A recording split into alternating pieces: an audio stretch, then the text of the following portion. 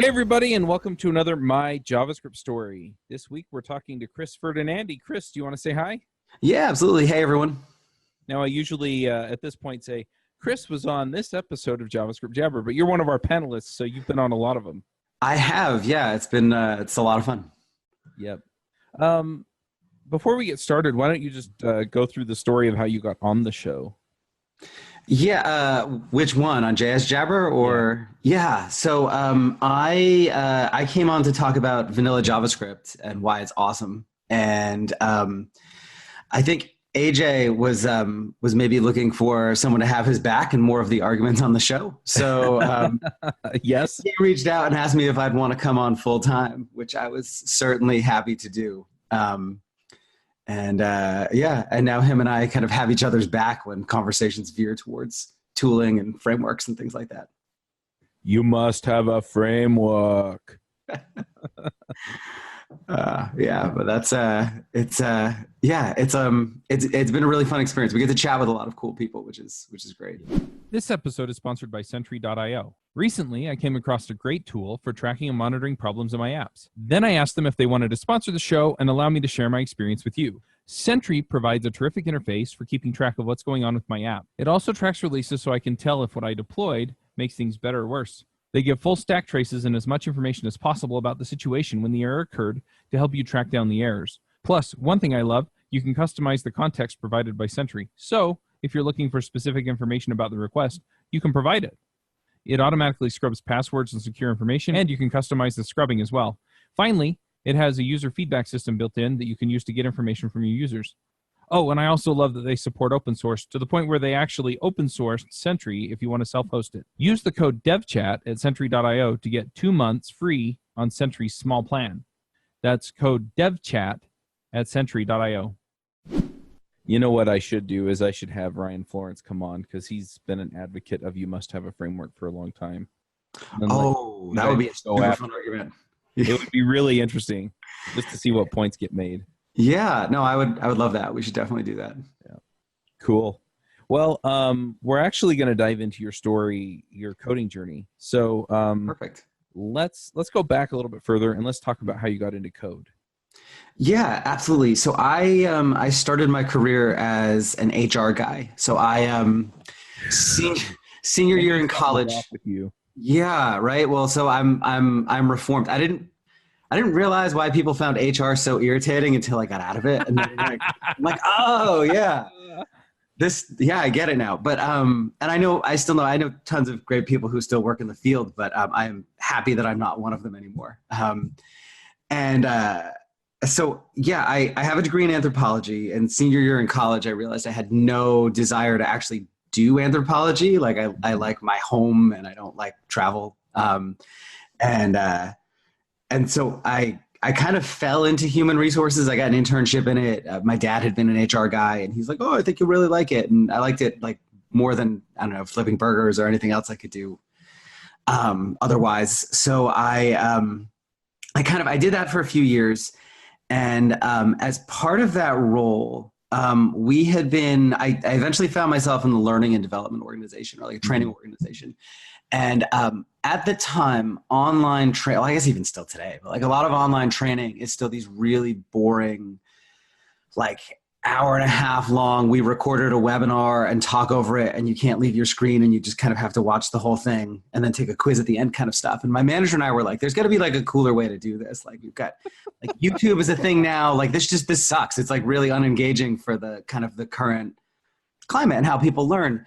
So we started tossing around ideas for a new type of kind of educational platform that was maybe more like what you see with a lot of kind of basically the way people learn code today through like video courses and things, like a Team Treehouse, or like the type of stuff that I or Wes Boss does, like these like, short little videos, and then you go do something practical and then you come back to them and you can kind of look at them whenever you want. And so we had tossed around all these crazy ideas, and we're like, all right, let's throw together like a quick prototype. And we reached out to neither of us having any idea what we were doing. We reached out to an agency, and they're like, oh yeah, we can do that. It'll be $500,000.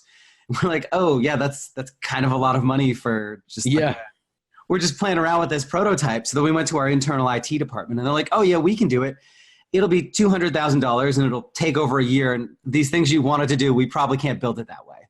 So we're like, all right, well that's not gonna work either. So then my manager looked at me and he's like, well, can you do it? And I was like, well, no. He's like, well, can you learn? And I was like, I don't know. Let me find out.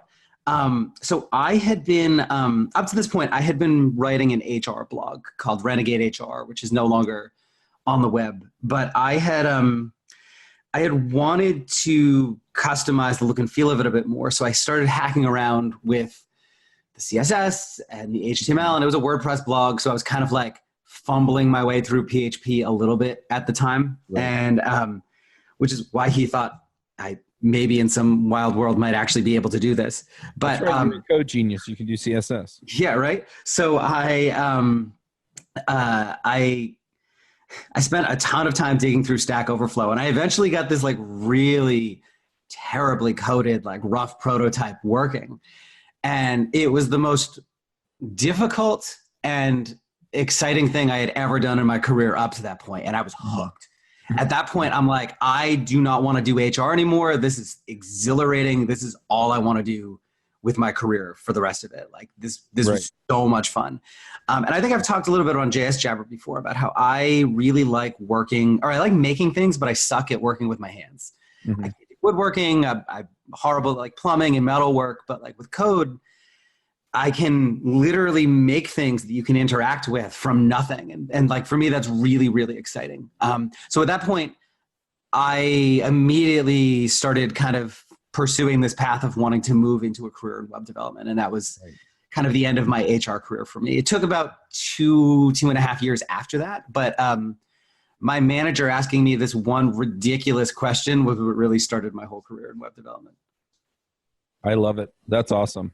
Yeah. It's funny because like when I got into programming, it was on a TI-85 calculator. I was like 14. And then, you know, I took electronics classes. I took programming classes and hardware classes in college because I have a computer engineering degree, not a computer science degree. Mm-hmm. So it was much more focused on the hardware. And I did IT in college, and I thought that was the direction I was going to go. And honestly, I thought programming was dumb. Right? And then, yeah, I get in to my first job out of college, and I'm running a tech support department, and we go to the CEO, and we're like, we need some software to manage our workload. And he looked at us and said, that's nice. Right? And that sounds like, pretty, yeah. No, you're supposed to get us one. And he said, no, we don't have money for that. So we built one. And all of a sudden, programming came alive for me. And it's the same kind of thing, right? It's oh, yeah, no, I actually do want to do this for the rest of my life. So, yeah. And there are plenty of times where it would have made more sense to just buy or use something off the shelf. But oh, I'm terrible at this. But being able to like make the thing that you want, like this thing I want doesn't exist, or it exists but not exactly the way I want it, and like being able to then go. And I understand, like at various points in your career, like you're not at that point. Like earlier on, I couldn't really make things the way I wanted, but like at this point, it's just so nice to be able to go and like build the thing I want to then go turn around and work with. And I've done this in so many like situations now, like with my ebooks that I sell.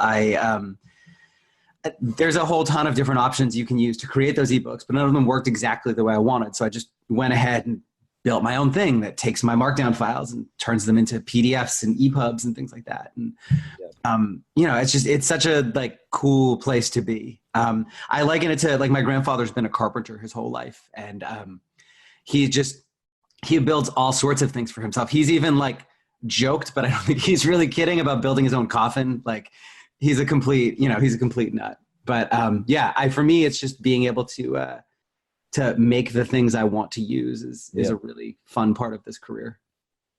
Yeah, absolutely. And we're doing that right now at devchat.tv. We're building our own podcast management platform. Oh, that's awesome. I mean, it makes sense. We have enough. There's nothing out there that does what I want. So, yeah.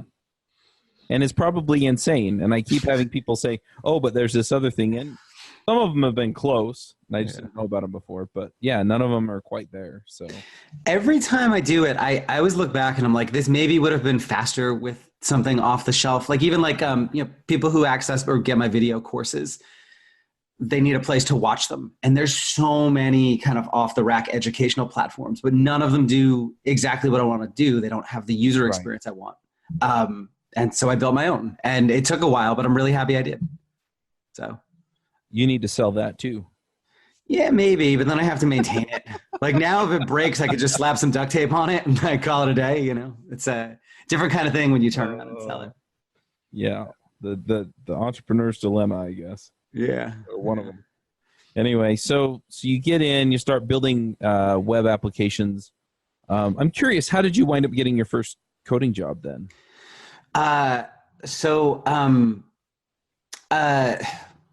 This one probably involves a story too. So as part of my learning and education gig in human resources, one of my primary focuses was on what are often called soft skills. So rather than like technical training, I was doing communication skills and things like that. But a big part of what I did was teaching career development to software developers. And so as part of that, it was teaching people things like how to write a resume and how to figure out what your next career thing is going to be, and how to find job openings and how to get hired. And so it worked out really, really nicely that when I decided I didn't want to do HR anymore, I had for like a year and a half been teaching people how to do all the stuff that I then needed to go and do. It was a lot of conversations. I had originally looked internally and was just not finding anything that really worked for me in the company I was in. It was one of those situations where for all of the interesting work, they turned to outside agencies and stuff, which is just really not where I wanted to be.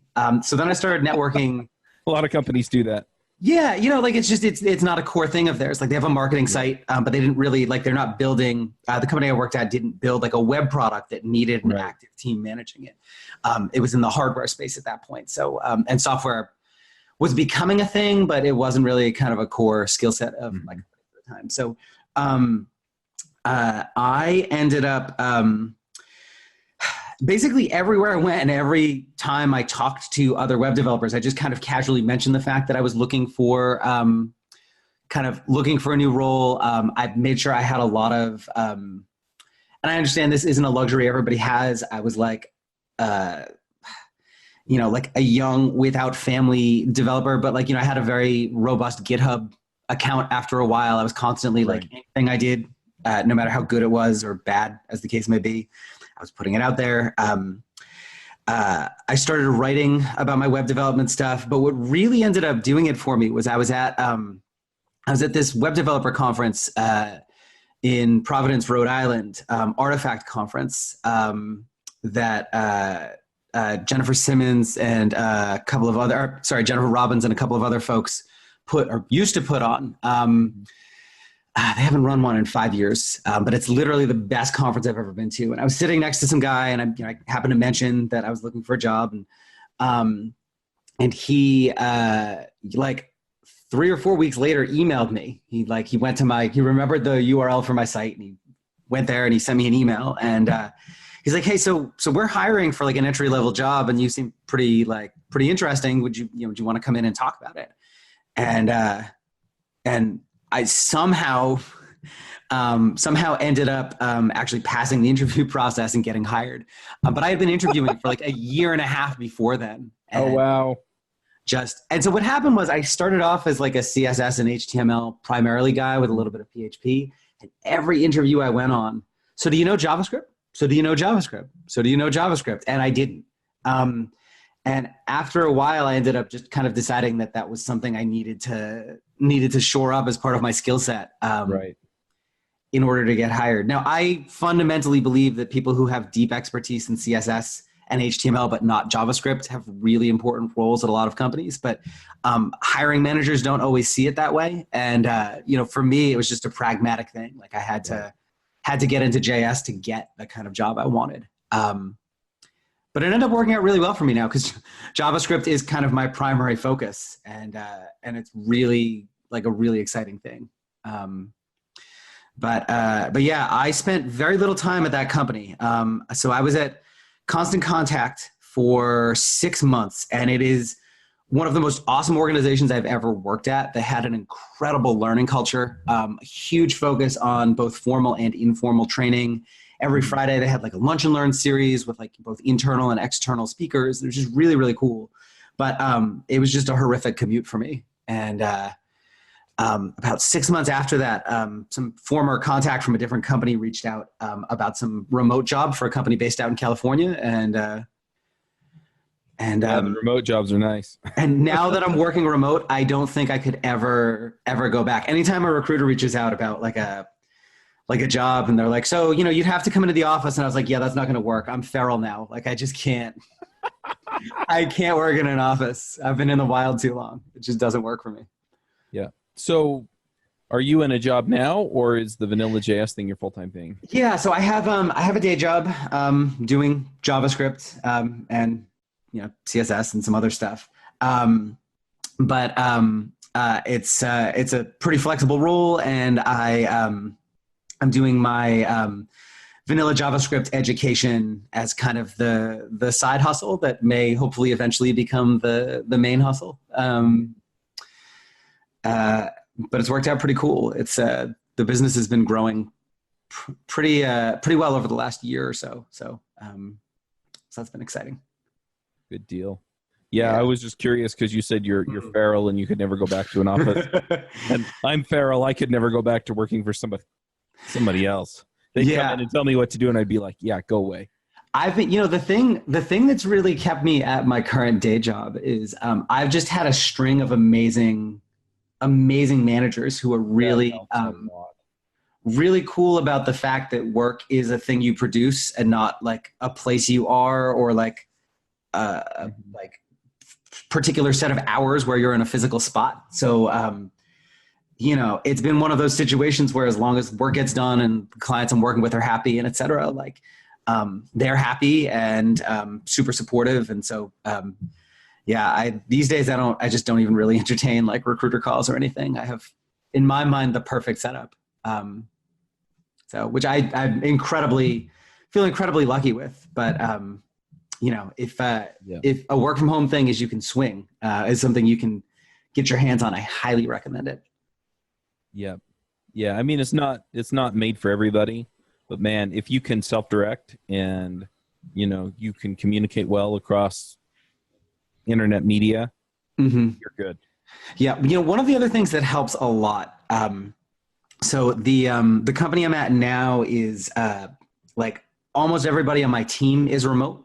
And even the folks that are in office behave as if they are. So the primary form of communication is in a Slack channel. So like there's never this thing where if you're remote, you feel like you're missing out on this thing that happens in the office and conversations happen without you. Like everybody is kind of actively involved in everything. So for me, the worst work from home experiences, because I've done this at other companies too, are ones where work from home is kind of either an afterthought or a thing that only like a special few people get. Right. Whereas if everybody has access to it and it's like set up in a way that everybody can do it, it just seems to work out a lot better.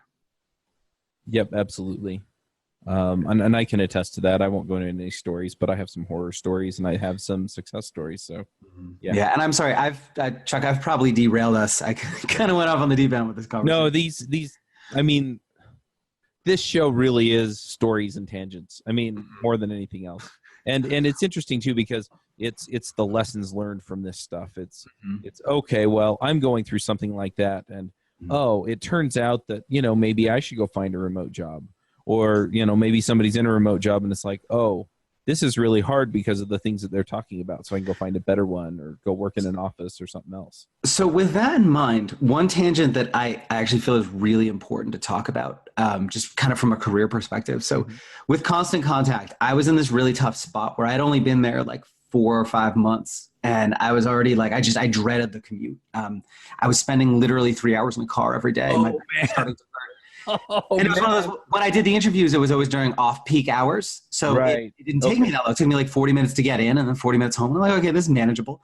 But then commuter time would hit and it was like an hour and a half, sometimes 2 hours of like traffic one way. And it was just miserable. I listened to a lot of podcasts, which was great. But I know a few good ones. Yeah, I hear this JS Jabber thing is pretty good, but by the way, shout out to Hello Internet. That is the only that podcast is what got me through that commute. I can remember when I got that call from that old friend of mine about a job, I'd always been kind of taught this mindset of you need to spend at least a year in a role before you move or you look like a job hopper. Mm-hmm. And my wife and I had a lot of conversations about it.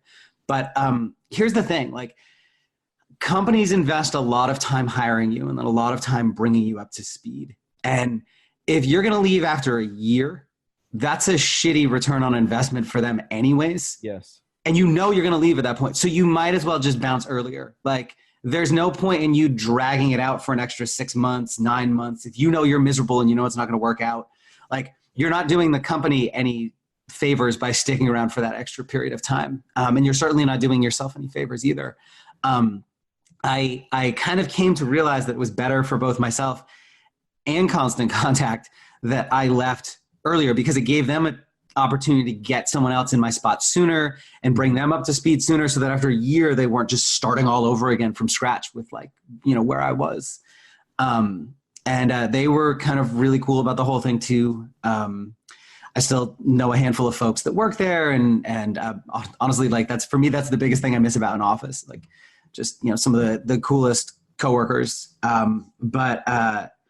But yeah, if you're in a spot where you're just really, really unhappy and you haven't been there that long, I know conventional wisdom is you have to stick around for at least a year, but I don't actually think that's true. Now, if you find yourself doing this at every job and you've done this 3 or 4 times, you're probably going to have a tough time getting interviews at other places because you are going to look like someone who skips around a lot. But if it's just kind of a once or twice thing because as much as you try to pre-screen companies during the interview process and figure out what's a good fit, and sometimes you don't always have that luxury.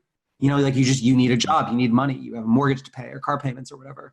But if you find yourself in a situation that doesn't work for you, or this wasn't my case, but I know some places people find themselves in literal toxic work environments and they didn't realize it when they got hired. Get out. Right. Don't feel like you have to stick around. Yep. Yeah, I guess the one exception here is in Silicon Valley, or at least San Francisco, it seems like people switch jobs every 6 to 8 months and that's considered normal. I don't really understand that, but the company I work at now is based out that way. And it seems like people kind of move in and out of roles a lot, really quickly out there. So your local situation may be different, but generally speaking. I've talked to a number of people out there in Silicon Valley, and my understanding is that it's extremely competitive. Mm-hmm. And not competitive to get the jobs, it's competitive to get the people, right? Yeah. So the situation, I mean, you're talking about a salary hike, possible every 9 months, depending on what the market's doing. And so the market forces there are just completely different. Yeah, that makes sense. It's an alternate reality for job hunters. And in other ways and in other areas, it's not so much. And then you've got the Googles and Facebooks and stuff that offer a lot of other perks that keep their people there. Mm-hmm. So, anyway. Yeah. But yeah, I completely agree. If this is your 3rd or 4th time jumping jobs, in less than a year per job, then maybe it's you. But yeah, I mean, the beginning of my career, I stayed in each of those jobs for a little over a year on each one. Mm-hmm. And the first 2 jobs that I left,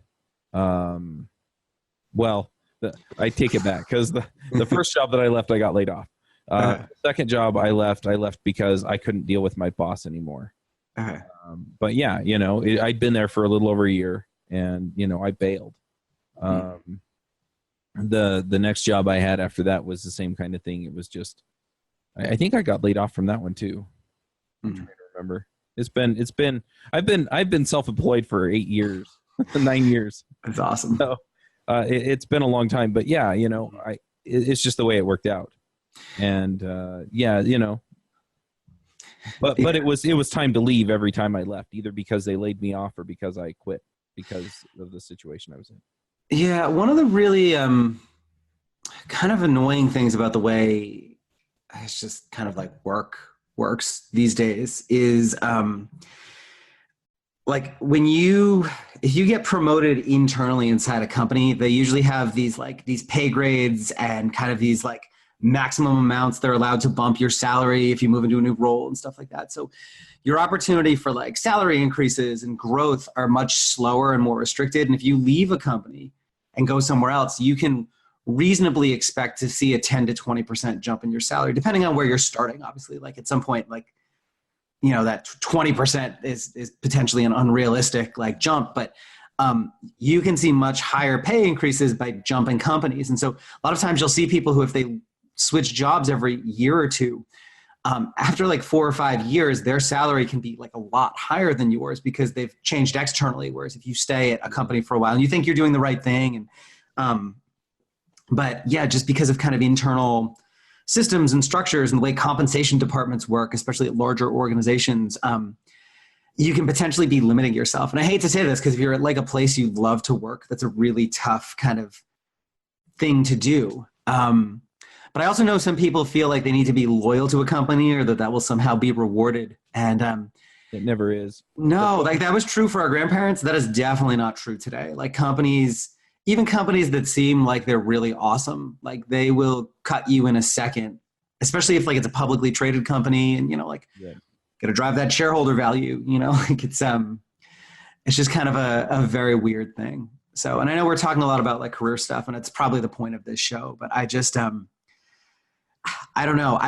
Maybe I'm trying to impart on people some of a lot of the mistakes I made earlier on in my career, you know, and maybe some of the things I did right, usually unintentionally. I never have a plan. It's both my blessing and my curse. I'm a little bit of a, so like my dad, my wife, they're very much like, I'm at point A, I see point B over there.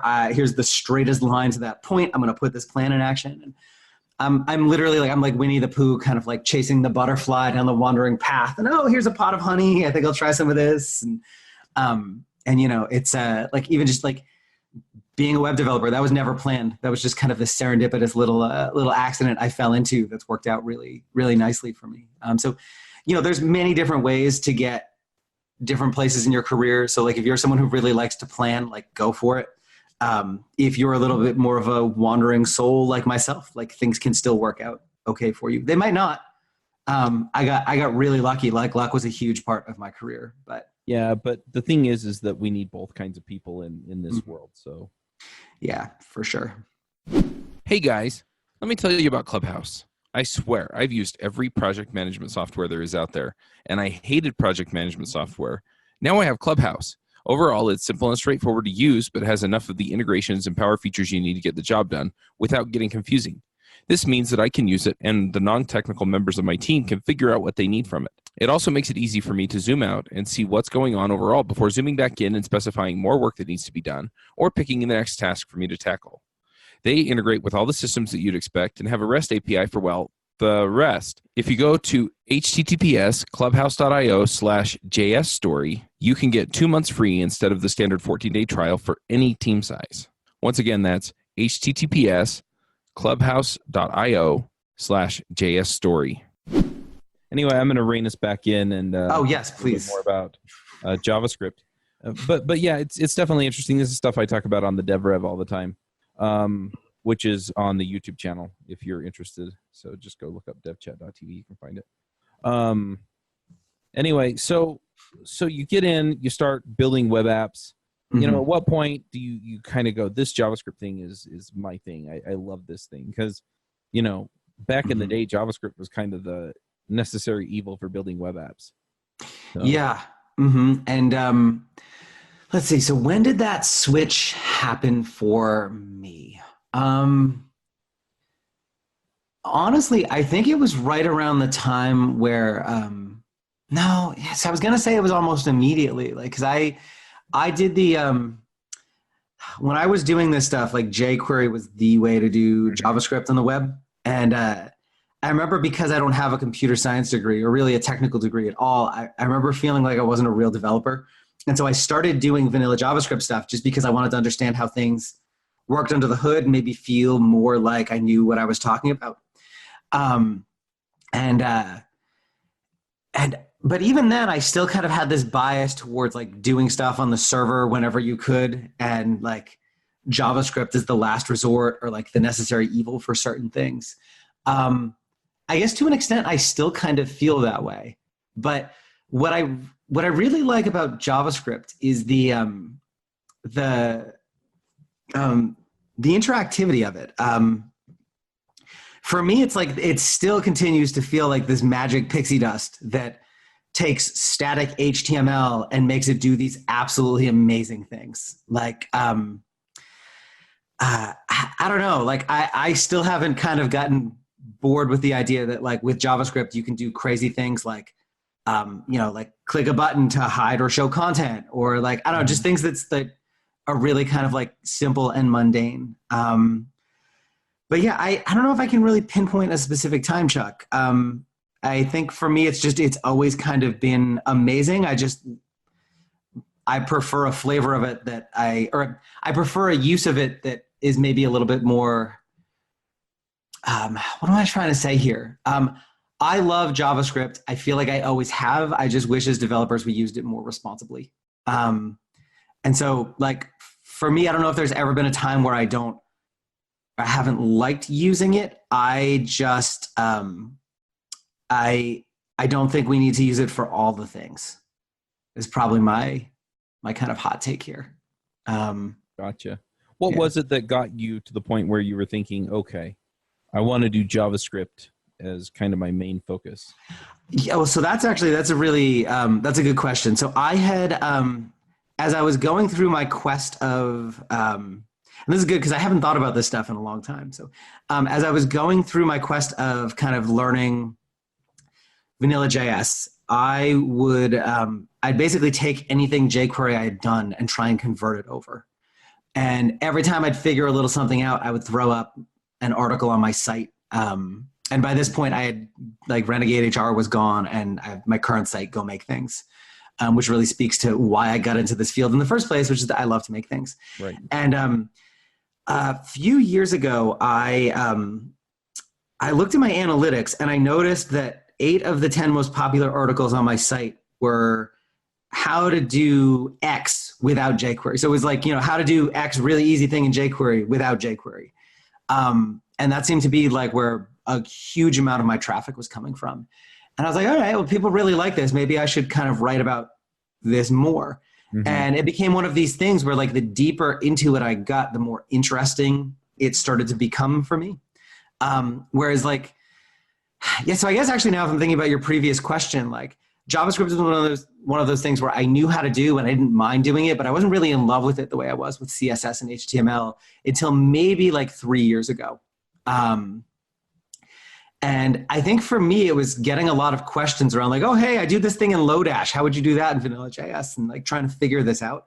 It suddenly became like a puzzle that had to be solved, or like a challenge you had to work through. And I think for me, that was really the thing that kind of lit me up about working with JavaScript. Right. I also enjoy kind of like looking at things that frameworks do and figuring out how to do things without frameworks. It gives me a whole new appreciation for the amount of engineering behind those tools, by the way. So then are you, because you keep saying I'm the Vanilla JS guy, and this kind of gives a little different angle on it. So are you anti-framework then, or do you think that there are certain cases where frameworks are used in anger or in ignorance? I don't want to say ignorance because that feels too judgy for the people who use them. Yeah, fair. So, but you understand what I'm saying, right? Yeah. So I think that there's a few things that are happening. So I think for folks who are just getting into JavaScript for the first time, something like Vue or React works for them very much the way that jQuery did for me. It's a gateway into JavaScript that allows them to go from I know nothing to I've written something that works more quickly. And I actually think that's a really important thing, to go from I know nothing to I've written something that works fast. Because if you don't do that, if you spend, like for me, the worst JavaScript education programs are ones that spend all this time on like really boring fundamentals, but don't have you building anything that actually works, because it becomes really boring and like demotivating, and you quit. So if you go from I know nothing to I'm building something that works fast, and that's what a framework does for you, I don't necessarily have a problem with that. But generally speaking, yeah, I am anti-framework for most situations. I think we use as an industry frameworks for a lot of things where they are maybe not necessary or not the best choice. So I see frameworks just kind of, it's the go-to solution for everything. Building a site that's just static content, grab a framework, even though that might be better handled with like literally a static site generator or like an old school like PHP templating type thing like WordPress or something else. It's just, you know, like everything is framework driven. Or even like really simple apps that have like super lightweight state to them. Loading 30 kilobytes of JavaScript framework to do like a really simple kind of JavaScript based web app often seems like overkill. And for me, it's kind of a situation where I feel like while there are some benefits to using these tools, there's a lot of downsides, particularly for the end user, in terms of kind of performance and the amount of code you're having to load and kind of additional like dependencies and breakpoints where things can fail or go wrong. So I acknowledge that there are situations where these tools are beneficial or potentially even good, but I think those situations are far and few between, and or is it few and far between? Few and far between, and potentially overstated. I think the best use cases for them are actually as server-side templating tools. So like Netflix, for example, does this, where the initial page views are rendered on the server with Node and server-side based React, and then everything that happens after that is handled with Vanilla JS. Interesting. Yeah. Some of the common arguments I hear in favor of frameworks are like, you know, things like, well, you know, they force structure in terms of the way we code, or they eliminate a whole slew of decisions we have to make. And I guess that's potentially true. Those strike me more as like internal or organizational issues than like code-based ones, though. And I think for me, that's a big part of the problem. A lot of the things we kind of rely on these tools for feel like people issues rather than like code issues, but we just throw engineering at the problem because we're developers and that's kind of what we know and we're comfortable with. You know what I mean? Yeah, I think it's interesting the way you put it because, yeah, I mean, that when I got into frameworks, the first one I got into was Backbone. Mm-hmm. And what I liked about Backbone was, yeah, it told me where to put all the stuff, mm-hmm. kind of like Rails did, because I was a big time Rails guy. Yeah. But the flip side is that if you set up a mechanism for that and clearly communicate it to your team, mm-hmm. and that's the only benefit you're getting from the framework, you don't need the framework.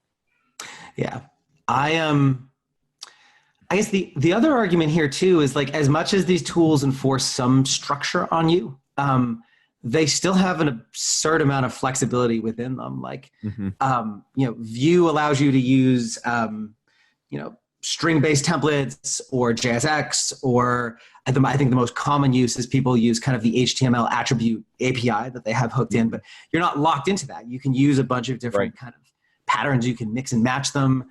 And so you could look at that tool and be like, well, it forces us to use this pattern, but it really doesn't. You can use a bunch of different patterns there if you want. And there's some rigidity there, but not, I guess maybe not as much as people seem to think they are, or think there is. Yeah, so I guess generally speaking, I am anti-framework, but I'm not, I've tried to make a really big point of not being anti-people who use them. I actually wrote about this recently because a lot of times, like, we feel very attached to our tools as a community, and when I talk about tools, I actually use the phrase "bad for the web." So I will often say that I feel like the way we use JavaScript today is bad for the web. It's hurting the web. It's breaking the web. And people who use these tools take that, and understandably take that very personally, and get very upset. I think with kind of the perception that I'm either saying that they know there are issues with these tools and use them anyways, which would make them horrible people, or they don't understand what the problem is, which would make them negligent. And I don't necessarily think it's either of those things. I think it's just, like plenty of people look at these tools and come to a different conclusion than I do. And I'm okay with that. I think kind of these debates and discussions are healthy for the web. But yeah, sorry, to answer your original question, yes, I am anti-framework. I think we're overcomplicating the way we build for the web in most cases, and there's simpler, easier ways to do things. Yep. Well, and I think it's an interesting, because understanding this and then talking about Vanilla JS, it's definitely interesting because it's like, it's not just, oh, well, you don't need a framework. It's also, hey, this is how you can do this in JavaScript and simplify things. Mm-hmm. And so it's a move towards simplicity more than a move away from specific tools. Yes. Yeah. I've started using the term gatekeeping more. One of the things I've found with a lot of these tools, and not all of them are guilty of this. Like I think Vue has done a really nice job making what they built like super accessible for people who are just getting into this. But I find that a lot of the tooling around the web today makes it really hard for people who are just learning or people who are teaching themselves like I did to get started at all. Particularly when you read kind of documentation or tutorials that are like just ... And then here's I love those. 8 complicated things. They're really easy for me because I've been doing this for years, but yeah. You beginner, they're not. Like have you ever seen that thing like how to draw an owl? And it's like draw 3 circles and then like draw the rest of the owl, and it goes from like this super simple shape to like nice. Really, yeah. It feels a little bit like that. It's like just open terminal, run npmi, on this package JSON file and install these 8 dependencies. And it feels like a lot. And any of these tools that are kind of considered like must have today, it's always felt to me like the overhead usually outweighs the benefits of using them. So I guess just to like, by way of example, so CSS and JavaScript is kind of this growing in popularity a little bit. And Nicholas Gallagher, who used to work in Twitter engineering, shared some stats about Twitter's move to a CSS and JS solution where they had been loading 630 kilobytes of CSS before they moved to this setup. And now with this new setup that kind of figures out what's needed on this page and only loads that, they're down to 30, which is a really, really, really impressive like jump in file size. Like that's a huge reduction in file size. Mm-hmm. And the engineering behind making something like that happen is super impressive. But there's a part of me that kind of wonders why a UI as simple as Twitter's would have needed 630 kilobytes of CSS in the first place. And the output of CSS and JavaScript is that each of the different properties on a component kind of has its own class that's got this really short class name, and they kind of get mixed and matched like Legos on different components. And that's a technique that's existed as just plain old CSS for years, called object-oriented CSS. It was created by Nicole Sullivan, also known as Stubbornella, and it's something that you don't need to use all this JavaScript to do. You can just write your CSS that way. And here I am using the just word that I hate, but you can write your CSS that way and eliminate a whole set of tooling, eliminate the need to know JavaScript to do the styling for a component. Right. And still keep your file size down. And so like every time I look at one of these new tools, I think that like they have some really interesting use cases and they're super impressive, but that there's simpler ways to do those things that already exist. And I acknowledge that this may just be that people are trying to solve problems that I don't have. But I also hear from enough people who find this all horribly overwhelming and confusing that I feel like I may be onto something. Right. So what are you working on now? Let's see. So I just finished recording videos for the last of my Vanilla JavaScript guides. I had written these ebooks, about 8 of them, a couple of years ago. And then I got enough people asking me if there was like video course versions available that I started working on those. And I just filmed the last one a couple of weeks ago. So I'm trying to figure out what the next one is going to be. I have a short list. I'm just not sure which one I'm going to tackle next. And then the other thing I've been doing is I run this remote-based or project-based kind of virtual training program. It's this 8-week long thing that has like a fixed start and end time where each week people get some lessons and I throw some projects at them. And at the end of the week, we get together for an office hours and talk through kind of what they did and how it worked and what didn't work and, you know, how to work through problems. So I'm starting to put more of a focus on that because it seems to have really resonated with people. Awesome. Yeah. Cool. Well, is there anything else you wanted to dive into before we do picks? No, I don't think so. If people want to find your stuff online or see what your courses are about or otherwise give you money one way or the other, how do they do that? Yeah, the easiest place is to head over to gomakethings.com. I have like 8 different Vanilla JS related sites these days for different things, and that's probably the easiest place to get to all of them. You can also find my email address and Twitter if you want to tell me I suck or whatever. Yeah, that's my home for all things me on the web. So gomakethings.com. Awesome. Yeah. Oh, one thing I probably should also mention too. So if this topic of like doing things a little bit more simply on the web interests you, I have a newsletter that I send out every weekday. It's really short. Just kind of has like a little tip or trick or awesome thing I found around this topic. And you can go sign up at gomakethings.com. Awesome. Yeah, definitely check that out too, folks. All right. Well, let's go ahead and do some picks. You know the drill on picks. Do you have some picks for us? I do. I kind of forgot that was a thing with this one, and I didn't do a ton of thinking about this ahead of time. But if I had to pick one thing that like really, really resonated with me over the last few weeks, Bruce Lawson gave a talk at a recent event called Accessibility Back to the Future. Where he talked all about how the way, actually it kind of dovetails nicely with what we've just been talking about, but he talked a lot about how a lot of the ways we're doing things today are actually breaking a lot of the accessibility that was baked into the web from the start, and how going back to some of these older techniques can actually make the web more usable for more people. So I would highly recommend that. And then, yeah, I guess that's probably actually my only pick for this one. I've been so heads down with coding stuff recently that I haven't really picked up. Oh no, actually, you know what? I'm sorry. One more. I finally got around to watching Ralph Wrecks the Internet movie, and I don't know if I just went in with low expectations. I didn't really love Wreck-It Ralph, but Ralph Wrecks the Internet has so much heart, has such a like an important kind of lesson at the end. It just really like hit me in the feels in a way that I was not expecting. So if you haven't seen that one yet, that's my second pick. It's a fun movie. I enjoyed that one. Yeah. But I also really enjoyed the first one. So I don't know what's wrong with you, Chris, but yeah, it's not that I didn't like it. It's just, it's not my favorite. I'm like a huge Pixar nut, and Wreck-It Ralph falls, I think like maybe in my bottom third of Pixar movies. Not that I think it's bad. It's just I think there's so many others that I like more. So, that's fair.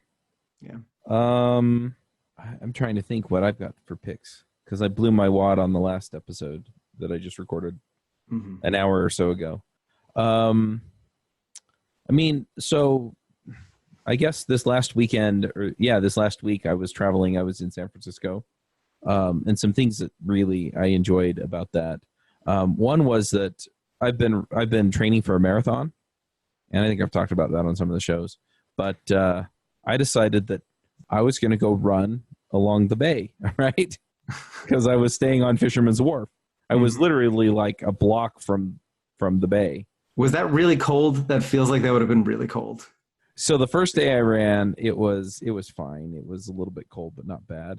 The second day I ran, which was Saturday, oh my gosh, it was raining a little bit and it was freezing. It was so dang cold, but it felt so good. So yeah, I'm gonna pick running along San Francisco Bay because it was fun. It was really fun. Nice. I also hiked up to Coit Tower, which, if you go up in it, you can kind of see around to the around the city and stuff like that. And that was also really cool. So, Nice. Of course, it was supposed to be my rest day, and my rest day, I just walk. Yeah, not hike up this giant hill.